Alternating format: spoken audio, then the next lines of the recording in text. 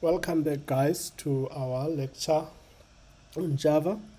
Today we're going to look at advanced class design, and these are the subtopics that we'll be looking at under this lecture. So, as we saw in our previous modules or lectures, a class is a template for creating an object. But on this module or on this lecture, we are going to focus on creating more advanced templates or classes, different from the ones we saw in our previous modules. So we will be looking at 4 categories of advanced classes: static inner class, local class, nested class, anonymous classes. But before we go into that, I want us to look at a final keyword. So a final keyword is very important in Java, and it can be used to achieve two things. It can be achieved to prevent inheritance or to prevent overriding. So we can just look at that quickly. So let's say we have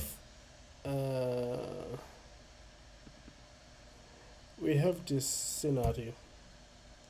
We see that this class, public class final demo, extends cat, but we want to prevent any other class from extending from cat.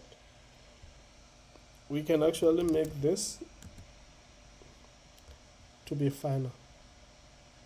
In that way, we are saying cat is not extendable. You cannot inherit from it. You are not allowed to inherit from cat. And then we know that this class will this will be legitimate. Or you can have a situation whereby cat is allowed to be extended, but some of its methods cannot be re-implemented. Let's say we have a method called test here, or let's say run, and obviously I can override that method as I've done now. But I can have situations where I don't want that method to be re-implemented, like its implementation is final, and I can just make that method to be final like this. In that way, no other class will be able to override that method. But if I remove the final keyword, I'm allowing subclasses to override the implementation of that method in the superclass. That is about it with final keyword. And what are the benefits? The benefit is that you have performance, because you don't need to do method resolution. Imagine your class is not final, which means you are allowed to extend it, and your methods are final, or some of the methods are final. So those methods that are final, you will not to do dynamic method dispatch on them because they are final. So you will not need to resolve them. Resolution means which method must we call in the object, depending on the object, because an object can be of a subtype, and then you find that the subtype inherits the methods of a supertype, and then the subtype happens to override one of the methods. And if you call the overridden method, obviously you will not have to call the method in the superclass. You will have to resolve that method at runtime to determine, because the method will be called on the object. But if a method is final, you know that you don't need to do dynamic method dispatch, so you have performance. The same goes for the class that is final. Resolution, you don't really need that because your class cannot be extended in any way, so you have performance. Also, when you are creating an immutable class, as we saw in our previous lectures, the final keyword is essential there, it's used. And we know that immutability is important also in many aspects, like performance wise, in multi-threading environment, and many other benefits. Then nested classes. So a class can be declared in another class, in which case it becomes a nested class. And then there are many categories of nested classes.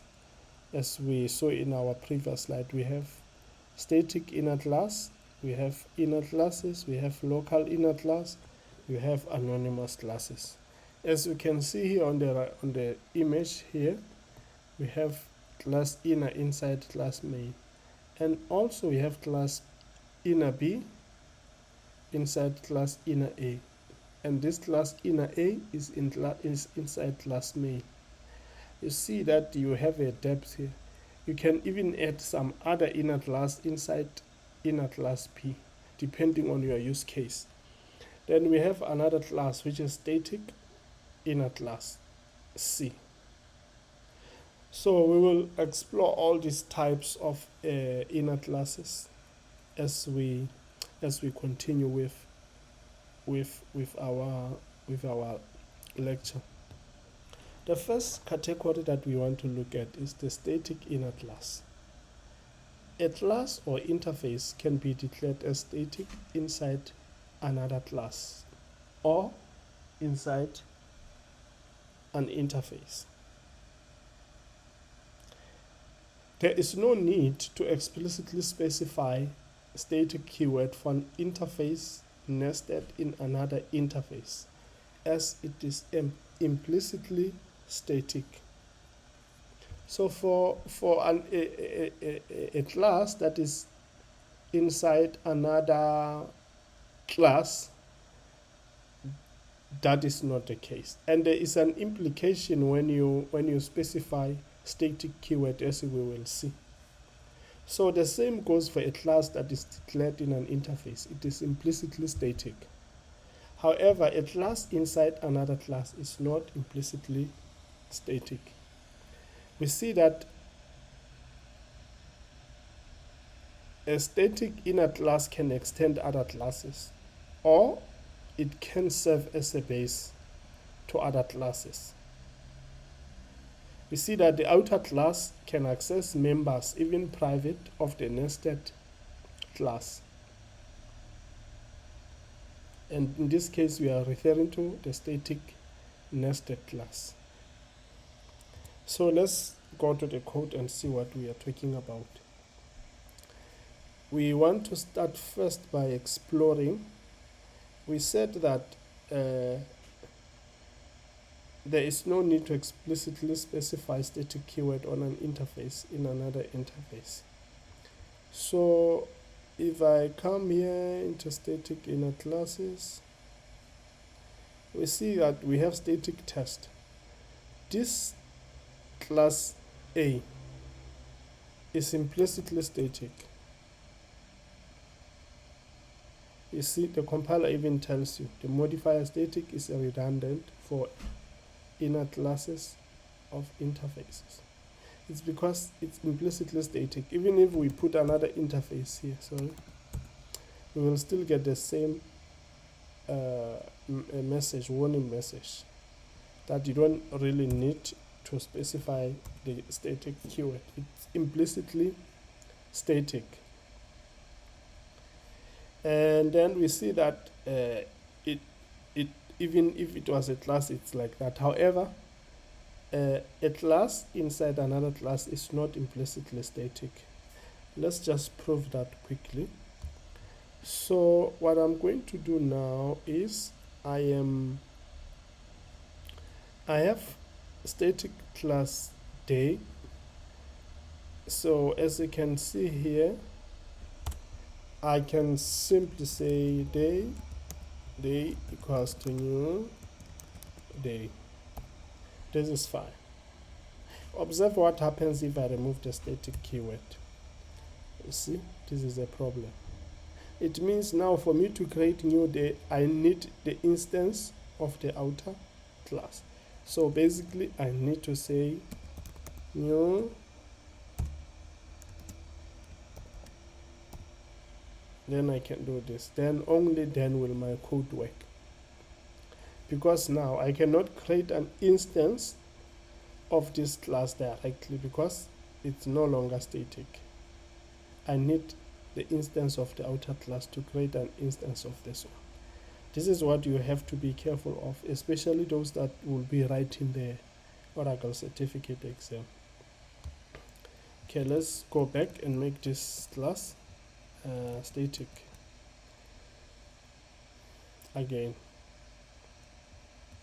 So now observe in terms of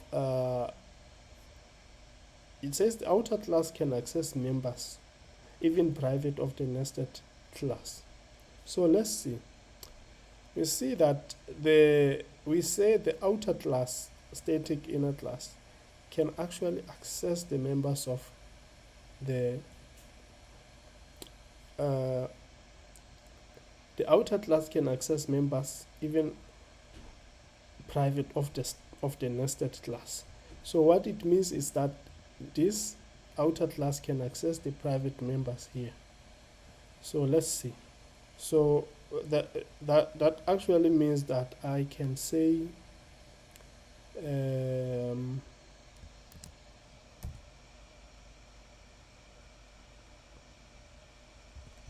I can say they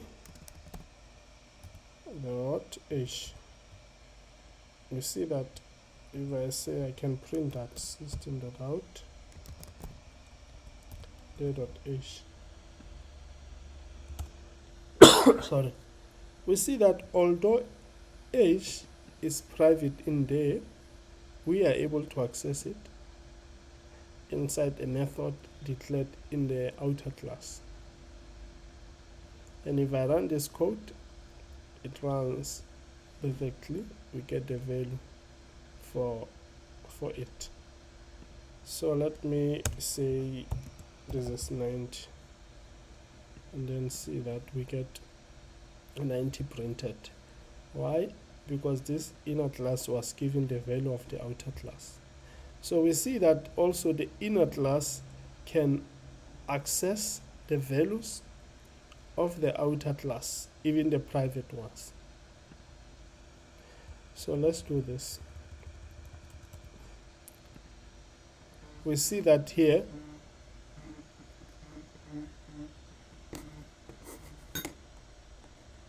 we see that here we were able to assign age to age 1, and this age 1 is a member of the outer class and it's private.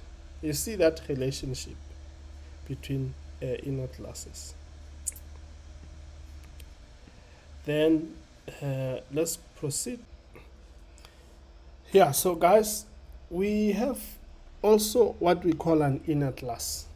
So we can define a class or interface as non-static member inside another class, and this is called just an inner class, as opposed to the previous one where we specifically stated that it's static inner class. This one is just an inner class because we don't have a static keyword on its declaration. It says any class or interface inside an interface is implicitly static and public.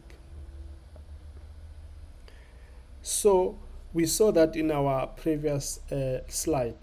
Then the outer class can access members, even private, of the nested class through an instance. So let's observe that. Here we have two fields. The other one is instant field, the other one is static field. So we want to see that if we want to access this of this inner class, we cannot access it without an instance of the inner class. But we can access name without an instance of an inner class because it's static. So if I can just come here, we see that we are able to say inner.name, and we are even able to initialize it to Java, and we are able to print it. But when we say int.h, h is private and it's not static, we have a problem.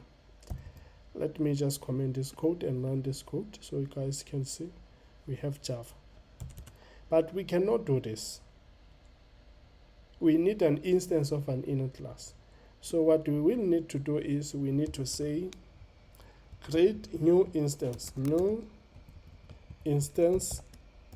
then we can say h. But we still have a problem. Why? Because this is an inner class and it's not static, which means you cannot create its instance independently of the enclosing class. So we will need to create an instance of the enclosing class so that we can be able to create an instance of the inner class. So this should work fine. And if I run it, it will give us age 0. If I say age equals to 100 and I run it here, I'll get age equals to 100, as you can see. So this is what you have to know as you are dealing with this. And then we see that inside the inner class, we were able to access the instance member of the outer class without creating an instance of the outer class. We see name1 in this instance method. It's here. See what happens if we say static. We see this is not working because name1 is not static. So if we were to make name1 static, our problem is solved and we can even run this code,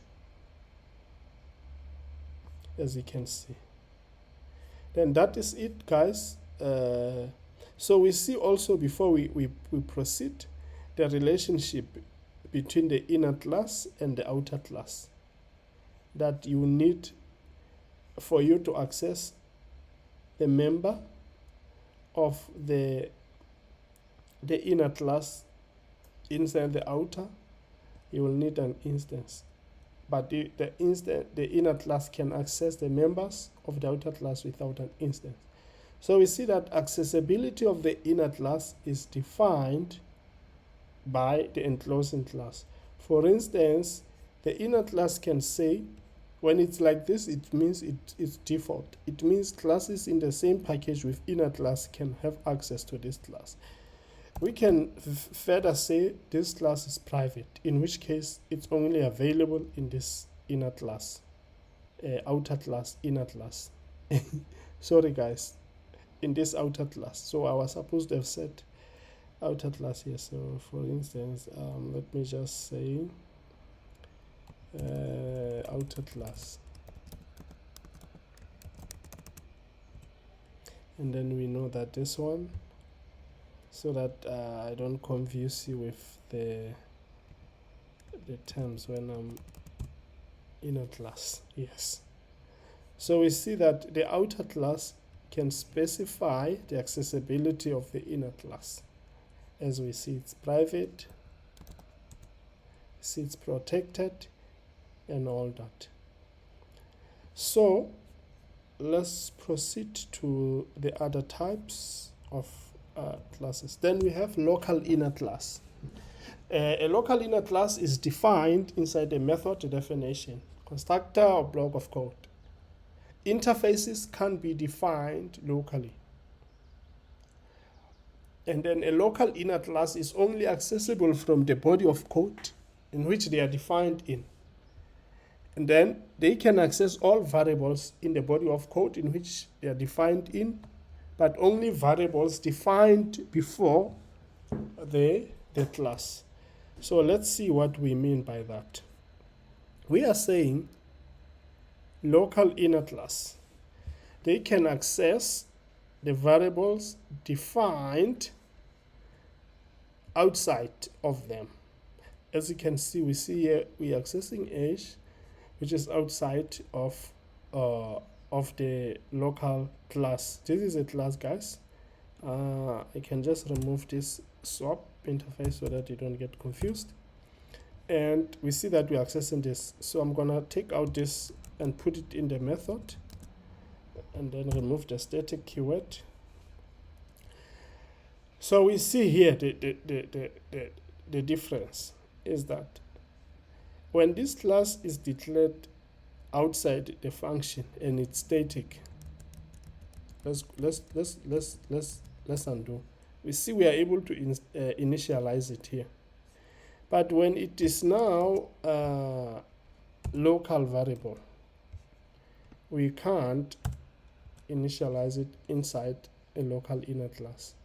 And this is because there are some thread problem with this. So Java will not allow you to do this. So there's a terminology used for this. For it to be used in your thing, it must be effectively final. So let's say you were doing this. You were saying object age. We see that even in this case, it doesn't work. But if you were to make it final and initialize it, then it works. So any variable used in the local inner class, it must be effectively final, or an instance variable, as we saw. So we saw here it was just not only about its initialization, as we saw.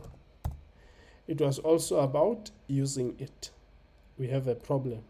It says age within an accessed from within an inner class needs to be final or effectively final, as we saw. And then we see that, as let's see, it says only accessible from the body of code they are defined in. So that means you cannot access this enum day class K outside of main method. Then we say a local inner class can access all variables in the body of code in which it is defined in, but those variables must come before the class.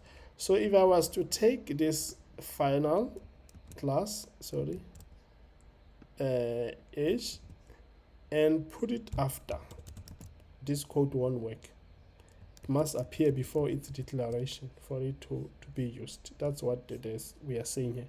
Then local variables declared in the body cannot be initialized in the local inner class, as we saw. Must be effectively final, or it can be those fields that we declared in our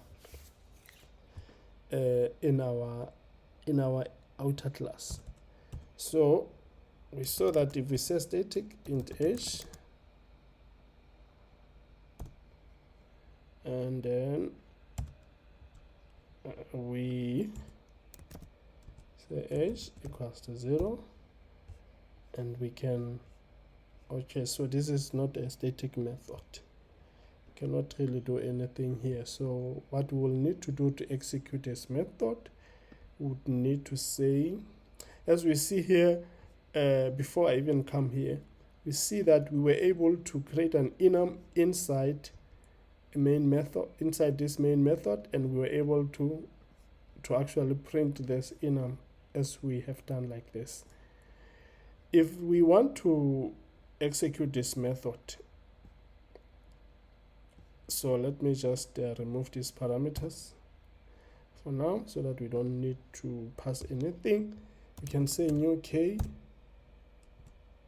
then we can say dot main. So what we need, because main is void, we will need to just call it like this. Then we will print age. I'm just gonna say 190. So if I run this method, we will have 190 printed here, as you can see.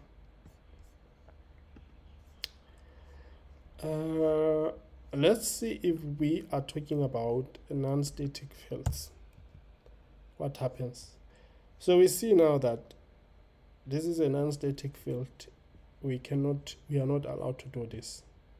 So local we will need to create a class, first new local, and then we say local dot age equals to 190, then local dot age. We need to do this if that variable is not static. It's the same thing.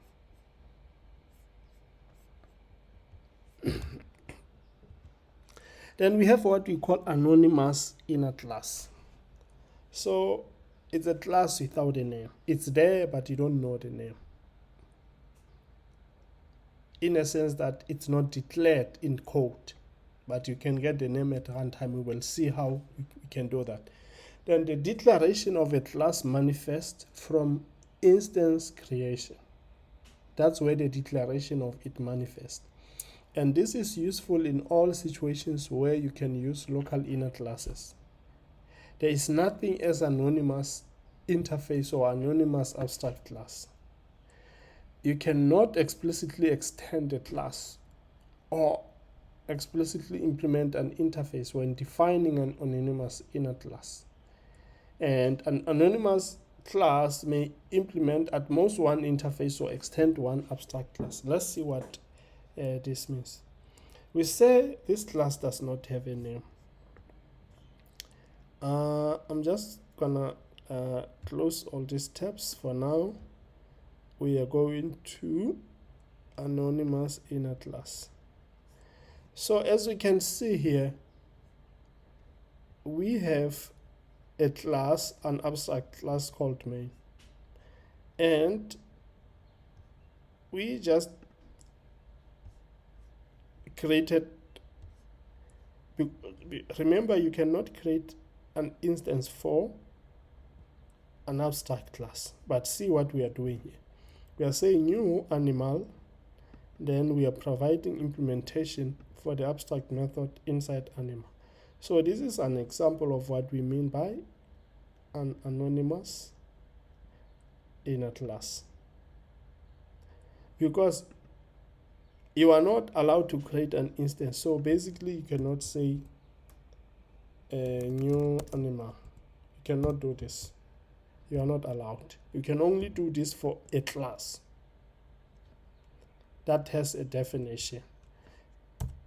So in this case, if we want to create an instance of class, we will have to create another class, maybe cat, that extends from animal. Only then do we have, and this must implement the method, the abstract method inside. Then we can say cat equals to new cat. Oh, so let's make it static. We know why it's not allowing us. This is the only way. But now see what we are doing here. We are creating an instance of this class, and then we are providing an implementation. So basically what is on the left here is what we call an anonymous class, and we will see what we mean by that. So if I run this code, observe here, we are just printing this class. So we said animal.run, it will actually execute this method on an anonymous class, or you can say it's an anonymous object, whatever you call it. It will execute this method, this line, and then observe what happens when we print this, and observe what happens when we print this. This is the outer class, as you can see. So let's see. I'm gonna run this code. We see that we have the method executed as we want. Observe what you have here. You have anonymous class, $sign number 1, and then we have the @ sign, which is the hash code, the address of the object in the heap. Then see what happens for this one. You see that for anonymous inner class you have $sign, but for just an a class, you don't have this dollar sign number, as you can see in the generated classes. Where is that?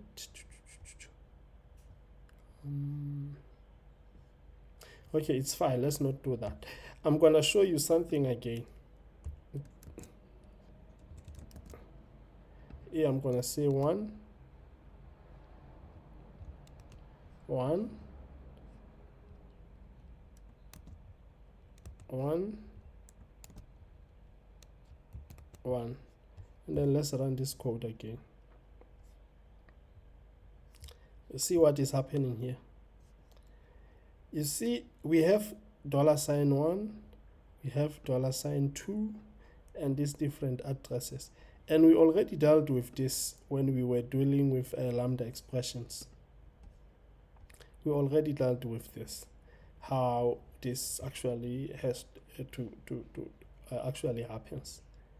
And then there is another way of actually implementing an anonymous class with lambdas without having to have the new keyword and do the implementation like this. So we can basically take this code and replace it and say okay, replace it with our okay. The reason we are unable to achieve this is because this is a class. So what we want to do now is to make this an interface completely, and we are able to do that. And this is a functional interface because it has one abstract method run. So we are able also to do the same thing here.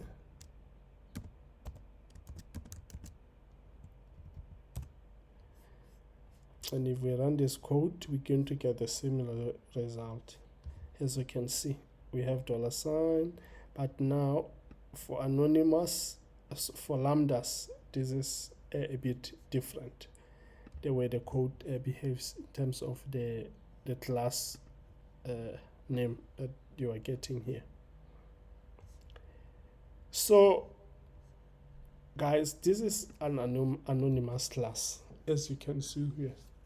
Or you can say this is an anonymous function, as because this is a lambda now. We have now moved away from anonymous class style implementation to lambda style. So because this is not a lecture on lambda, let's go back to our previous implementations.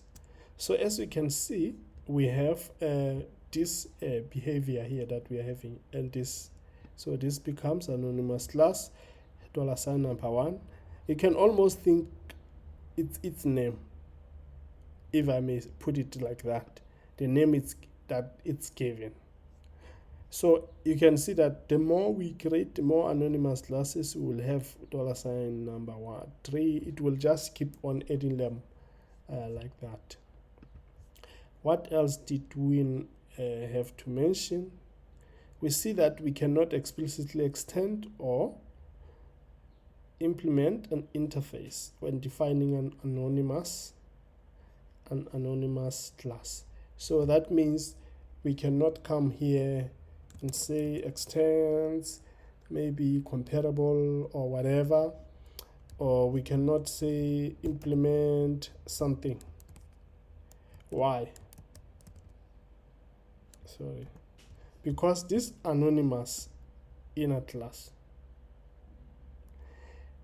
already it is implicitly extending abstract class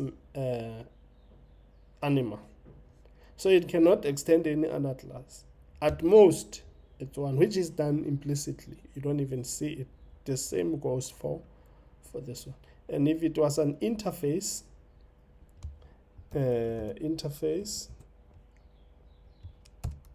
it can implement just one interface, which is anima. And let this not confuse you, guys. This is an anonymous class, and this class implements interface anima. That is how far I can go in terms of the definition. So we are done with anonymous types. So now we are dealing with enum types. So an enum type is a special data type that enables for a variable to be a set of predefined constants.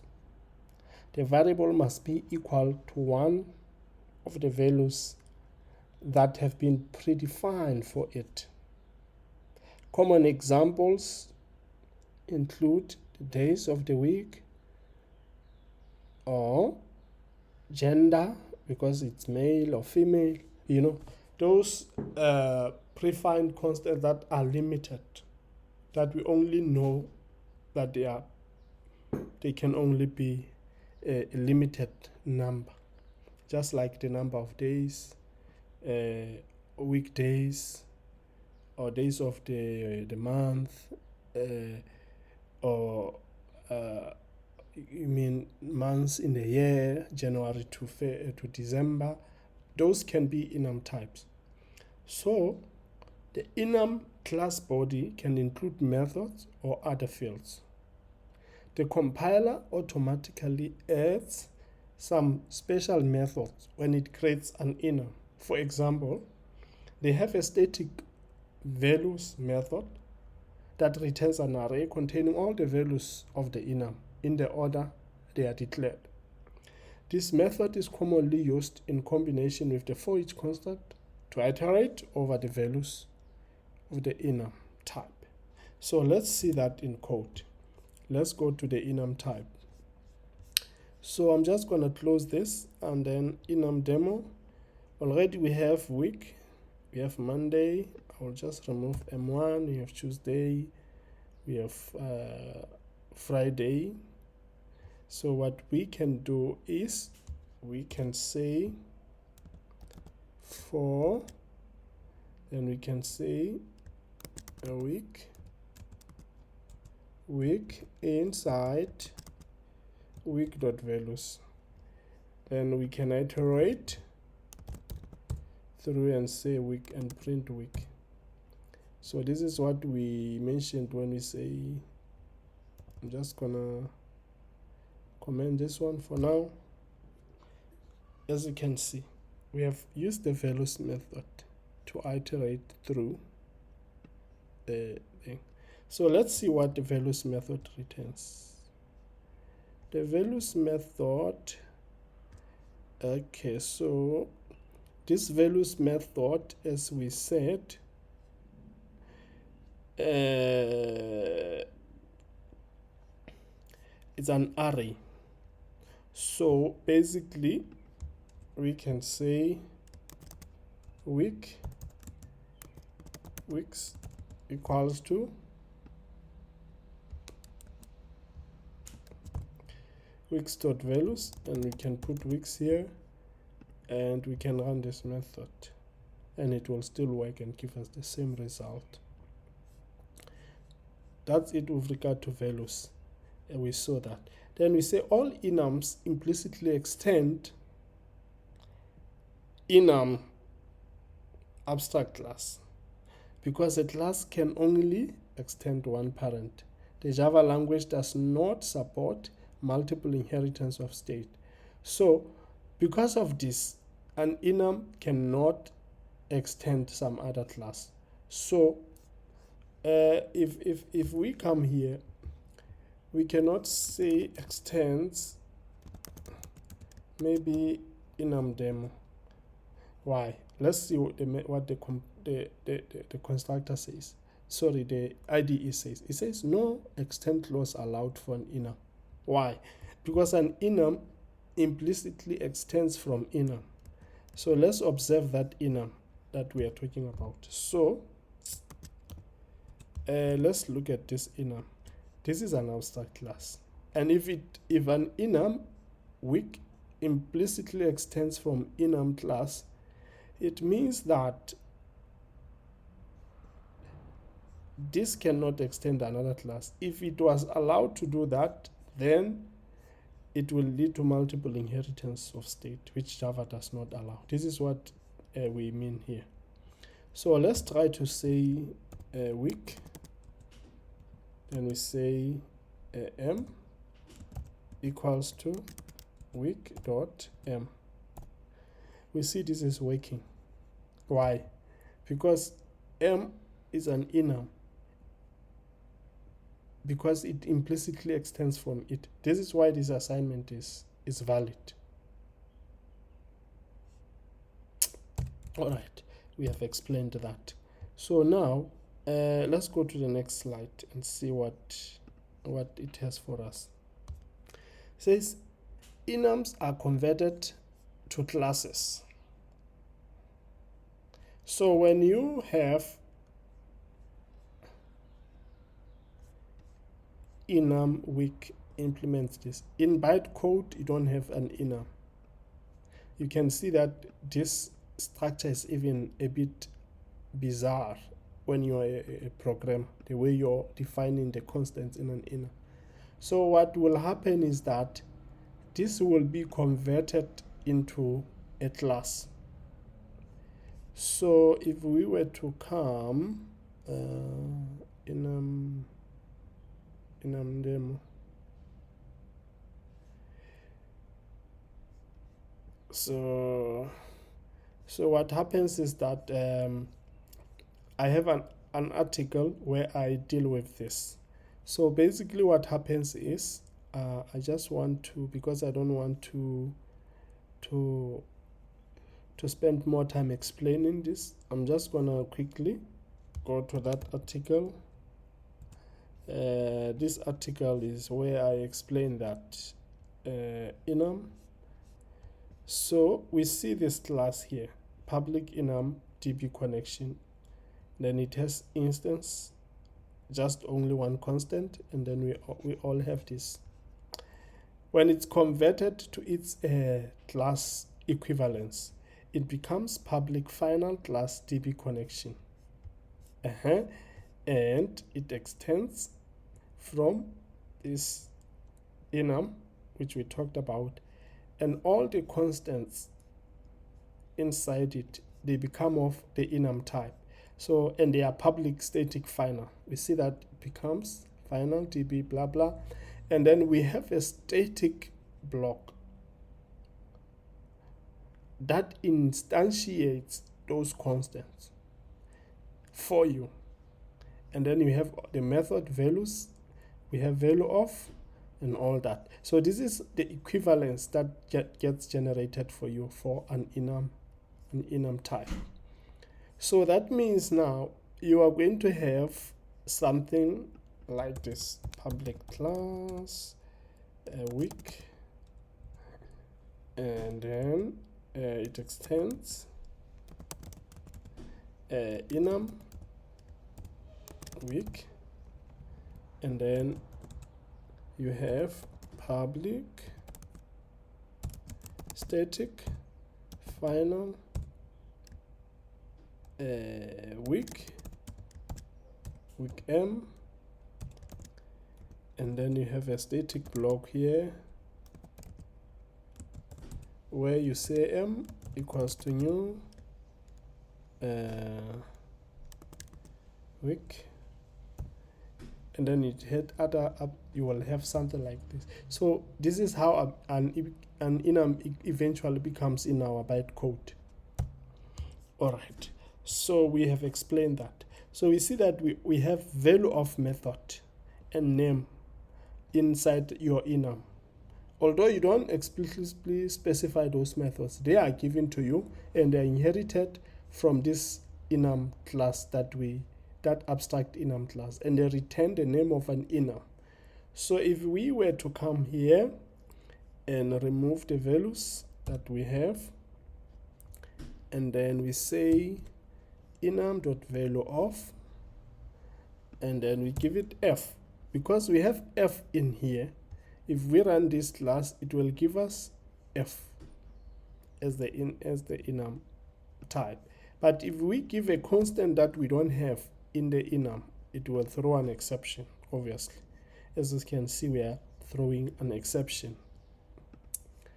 Then we see that if an enum is defined within a class, then it is by default static. So an enum type can be defined inside other enums. Enum class implements comparable, compared to, serializable by default. So why do we say this week implements comparable? It implements comparable because it implicitly extends enum. And enum class, if we can just look at enum, we will see that this enum class implements comparable. So that's where it inherits that behavior from. So if we say week.t.compare to f, you might be wondering, where does it get this method? It gets this method from the comparable, which is implicitly inherited by the fact that enum week extends enum abstract class. So if we run this code, compare to, the way this compare to works is that if the invoking object comes before the enum specified here, it means it's less than it, so it will print negative. So if we run this code, we'll get okay, it's because of this, we are still throwing an exception. So if we run this code, we'll get f and a -1. If we put a constant that comes before it, we will get 1. If it's the same constant, t, we'll get 0. That's how compare to works. As you can see, we get 0. So an enum can have instance variables and methods. So as you can see here, an enum has this method, and this method is an instance method. So if I was to say put an instance variable int number, you see that we have it here is an instance variable. Nothing, no problem, no issues. Let's put a static variable num2. We see that we are having issues with this. Okay, let's not go to that extent for now, but we see we do have, it does allow us to have this. So let's go to the next one. It says if an enum has an abstract method, all constants must implement the method. So let's say we have a method that is abstract in here. Let's say abstract void x is our method. See, our code is not running. For this code to run, we have to implement this method. So the way the constant will implement the method is that you will have to have a code like this. Then it implements the method. All of them, they must implement that abstract method. Then your code works fine. Now, so here the implementation can be different. For instance, you can say out x, you can say okay, let me say fx, here tx, sorry, tx, and here mx. And if we run, we remove this, we saw how this works. We can say x here. So since it's an avoid method, we have to put it out of the print line. Then it will give us tx. If it's m, we have mx. You must observe what you are seeing on the console. And then if it's f, it's fx on the console, as you can see. Then an enum can have constructor, and if that constructor is there, is always private. So Let me remove the abstract method here, and then remove all these implementations that we have here. So we see that an enum can have a constructor. So we want to say week. This is a constructor. This is fine. Observe what happens if it has a default constructor. So this is a default construct. We just overrode the default construct. If I provide something like this, you will see that our constant now, they have issues. For this to work, I will have to implicitly give values here. Monday is the first day, Tuesday second day, Friday fifth day. Then our code work fine. And then if I want to access this value, I can now, this is where you see the need for instance or variables inside an enum. I can say day is an int, and normally they will make it final. Then I can say day equals to h. So what I can do, I can just put day here, a day, so that a day. Okay, let me say this. If I don't want to make it a day, I can just substitute that with that, so that this is referring to this day here. So now what I can then do, I can just say if I want, I can say sysout. I want to see what is the equivalent number in terms of for f for Friday. I will say week dot f dot day. Then if I run this code, it should give me 5. As you can see, it gives me 5.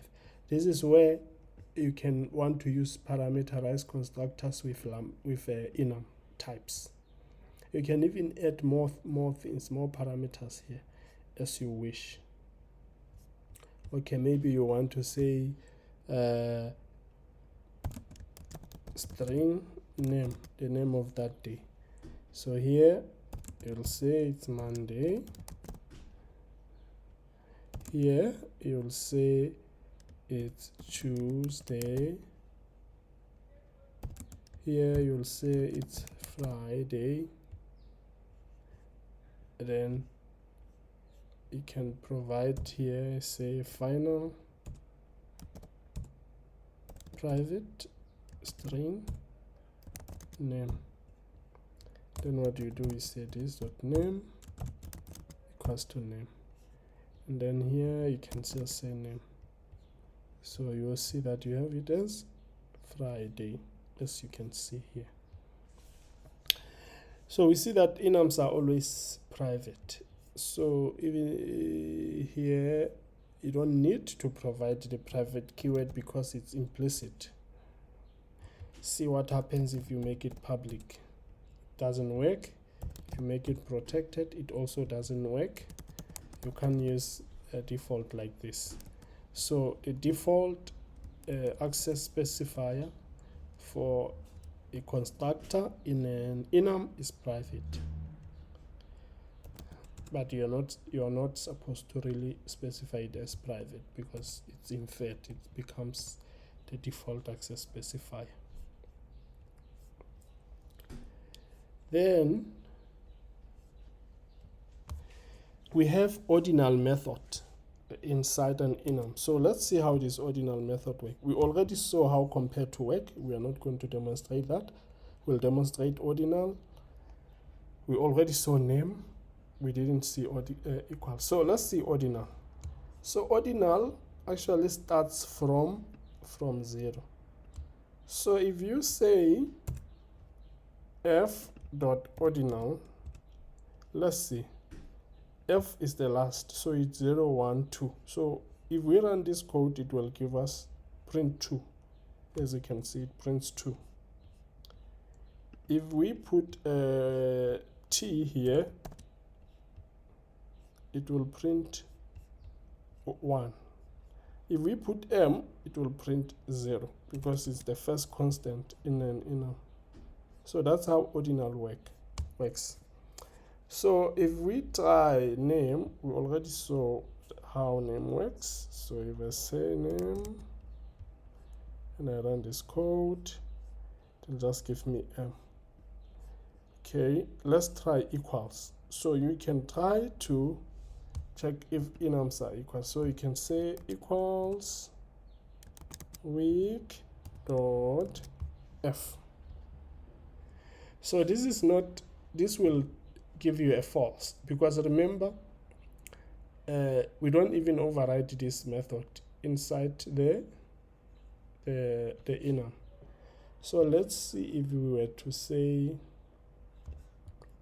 let me remove this implement. This was just to demonstrate that an enum can implement an interface. So let's say we want to override method. We can only override a toString method. If you put equals boolean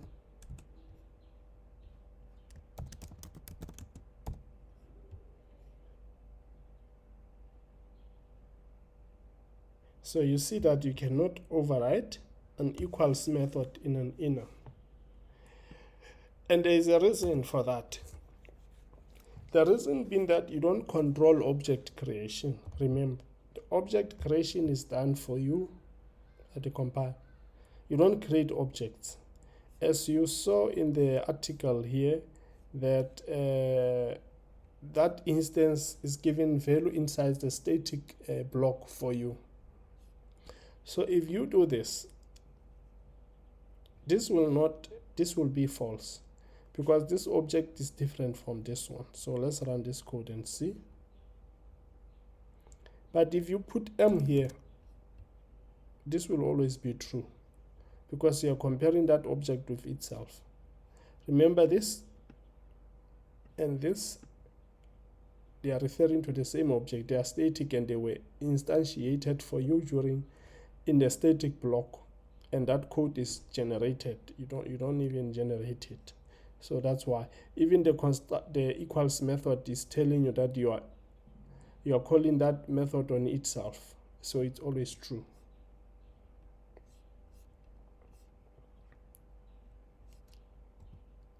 Then enum types, benefits of enums is that they are type safe. Enum provide compile type safety. So that means you cannot inadvertently have a situation where let's say you want to someone to pass gender as male or female. If you make it an enum, you are sure that you will always get either male or a female. You cannot get, if you were passing it as a string, someone could pass something else.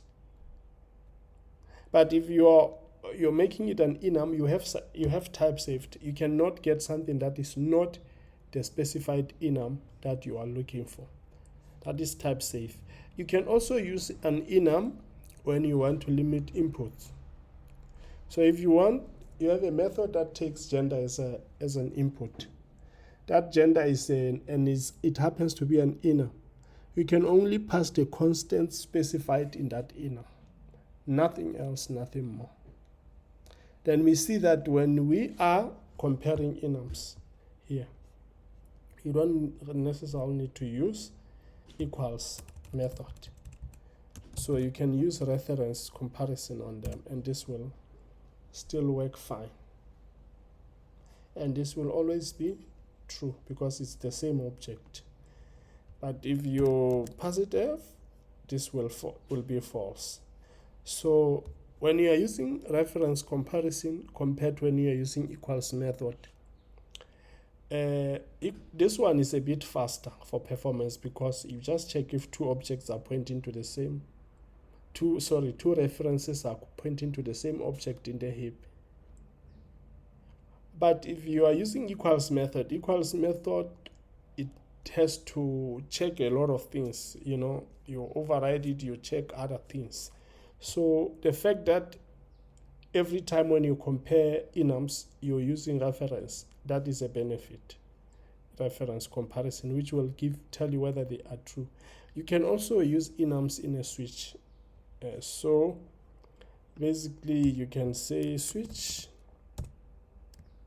and you can say week. So what you can do here, let's say this week was declared somewhere else, week, yes, maybe week.m. we can pass week here into a switch, and this will work fine. This gives you an added advantage when you are dealing with you want to do some ifs and all that. You don't need to do an if statement, you can just use a switch, which is a bit more elegant to work with. And then what else? I guess we are done with enums. So as you saw, guys, I showed you an article where I was explaining enums. So this is the article. You can just read about it. Although I was explaining enums for some other concept, you can still benefit from that. Thank you.